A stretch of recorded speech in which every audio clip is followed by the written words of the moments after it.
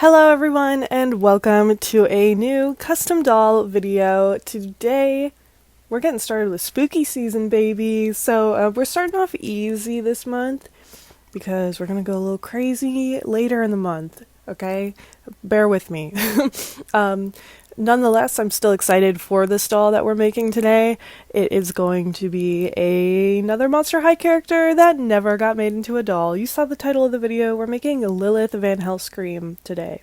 If you don't remember Lilith Van Hellscream, she's a character from the Ghouls Rule Monster High movie. One of, like, the great Monster High movies. I feel like it's a little underrated, but it's still pretty good.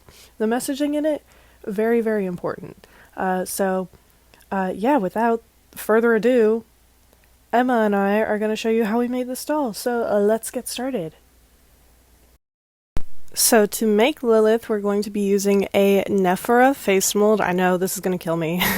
And we're using a Headless Headmistress Bloodgood body because that is a closer skin tone match to Lilith's character. So I will have to color match Navarre later on, but first of all, let's start off by prepping her and getting her ready for customizing. Now, to all of the collectors out there who are screaming at me through the screen, I hear you in spirit. I personally do not even have a single Navarre doll in my collection, and I have never customized one, never done a face-up on one.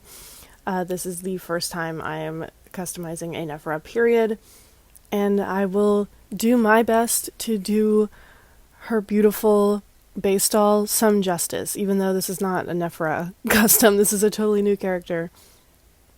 I feel like I've gone over this whole process of customizing a million times, so for this beginning portion of the video, I want to go through a little story time for you guys.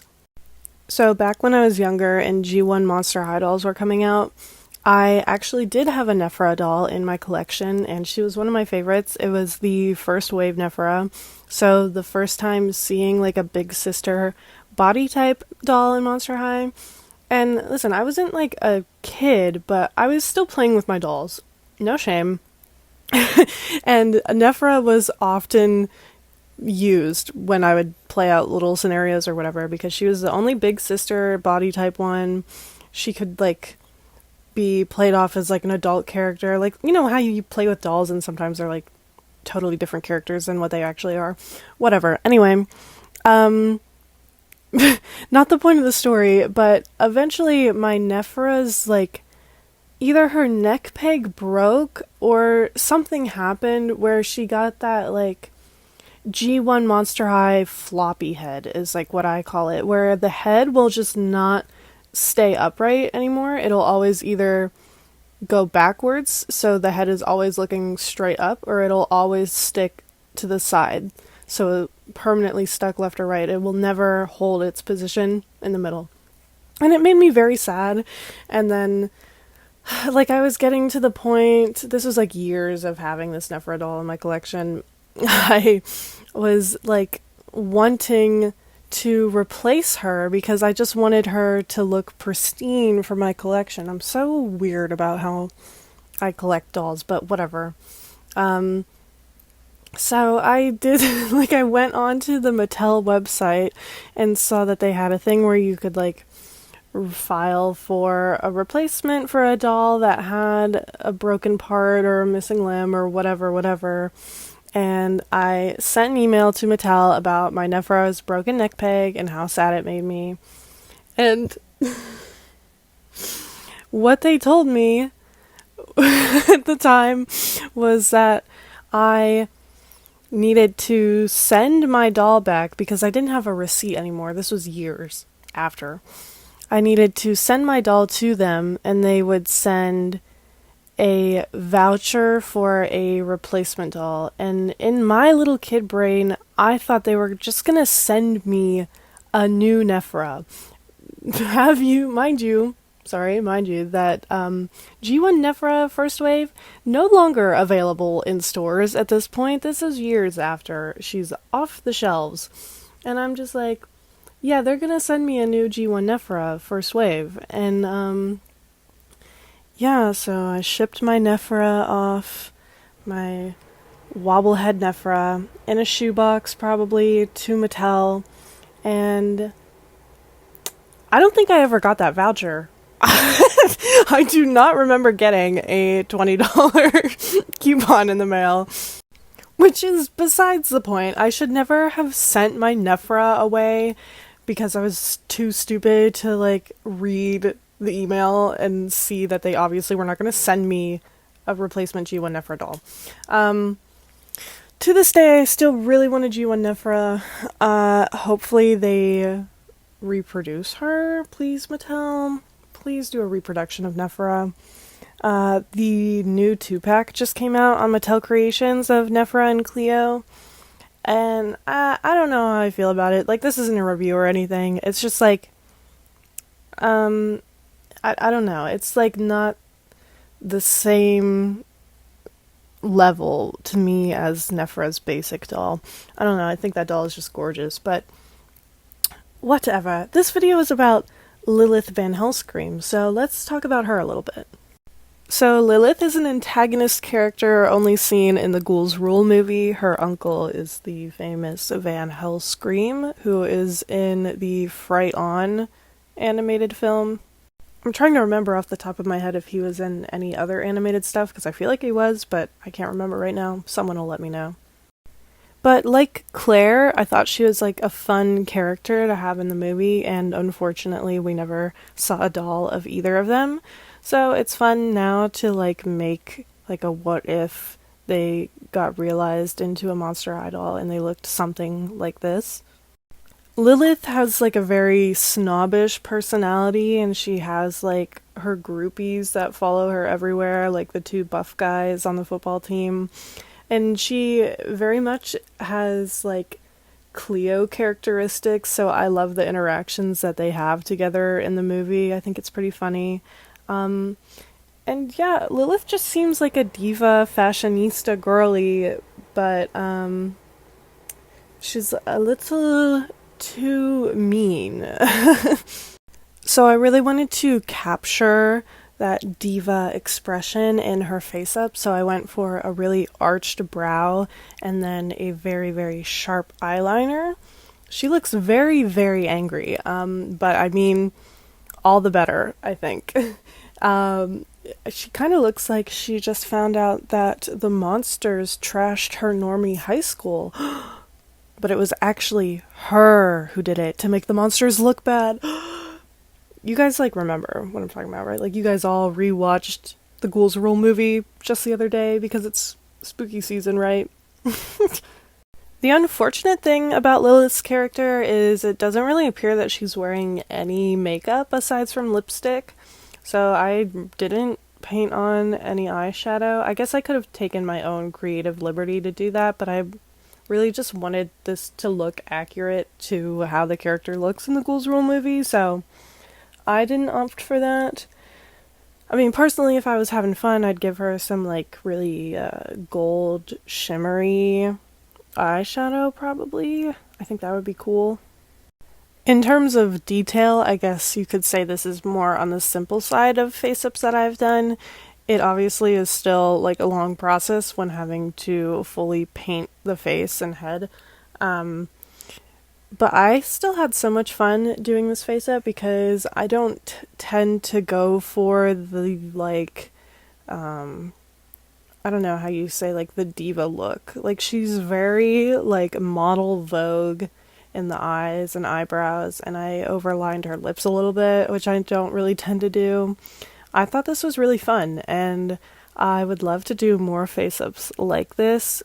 I don't know, I feel like when I lean into my own art style, it's like a more softer look, and this is like very sharp. I would also love to, at some point, if I ever get the chance to work on a Navarre face mold again, to just like do like a super elevated collector Navarre doll. I know Emma would eat that up. Navarre is like her favorite character, so I'm sure this hits Emma harder than it hits me, even though Emma does have, I think, a few Navarre dolls. I'm not sure how many she has in her collection, but I'm sorry that we did this to Navarre. I can't say it enough. But now we're getting on to the final touches of the face-up, doing the highlights in her eyes with a dotting tool for like nail art. As always, if you're ever looking for anything like materials that I use in this video for your own customizing purposes, I have a full material list linked in the description. I describe what I use for everything. It's all affiliate links, so keep that in mind. And yeah, if you use that, helps me out a little bit, helps out the channel. And yeah, love you, thank you to everyone who supports us as always. I'm dusting on a little bit of some pink chalk pastel for some subtle blushing. I also did like a little bit of contouring, just like very, very subtle, because it helps make the painted faces not look as painted. I'm really good at describing things. Not. And then, of course, I finish up by glossing her lips, because I can never not gloss the lips. We know this around here. It's just every custom. Unless it, like, really needs to be a matte lip. I don't know. Like, what's the situation where that's even a thing? But, yeah, with that, the face up is done. Hey guys, it's Emma, and we are going to get started on Lilith's outfit for today. Her outfit consists of a leopard print jacket, some brown leather pants, and some black leather boots. So she is definitely eating in the outfit department, so we are going to make that into a reality today. We are going to be starting off with her jacket. Now, I got this fabric from Joann's, and it is perfect for Lilith. I do wish that the base color was a little bit darker, but I think it works. Following a Requiem art pattern, I will leave it in the description below. I'm going to go ahead and start sewing it up. Now, I made a mistake. You have to make sure when you're sewing that you pay attention to your pattern and don't sew the wrong things together like this. This is the front piece sewn together, so we're going to be remaking it. So always be very attentive when you're sewing. It's so easy to accidentally sew something together that doesn't belong. And then you're looking at it like, what did I do wrong? And then you have to retrace all your steps. Just pay attention. It's a lot easier.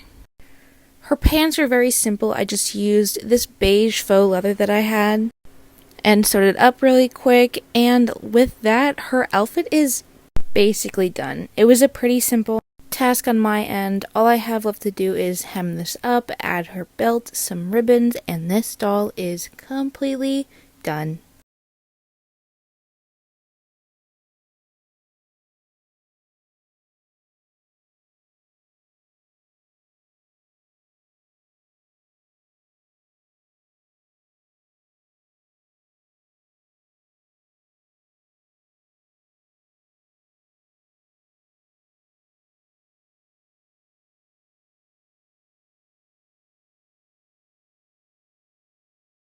So we both know that this doll is a lot more simple in comparison to previous customs that we've done. I just hardly see people make Lilith's character into a physical Monster High doll, so I thought it would be fun to try it out and see what she might look like if she were a Monster High doll. I had a lot of fun working on this face up. Emma killed the outfit again, like always. And for those of you who may be interested in purchasing this doll and adding her to your collection, she will be available on our shop in the coming days. Of course, Patreon members will have early access to the shop for 24 hours. And speaking of Patreon members, I want to give a huge shout out and thank you. Thank you so much to Emilysis, Christian, Sylvic Studios, Vinyl Bunny, Kate, Amanita Truffle, Maisie, Miss Chips, Marissa, Rue, Nori, Armand, Dark Lovely 87, The Craziest of Candy, The Jeffrey Man, Houndashi, and Nerdy Icy. Thank you guys so much. And of course, I want to thank all of you for watching this video and supporting this channel and everything that Emma and I create along with it.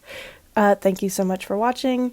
If you like this video, don't forget to like, comment, and subscribe, and hopefully you will never miss another custom doll video from us. Hope to see you in the next one, and bye!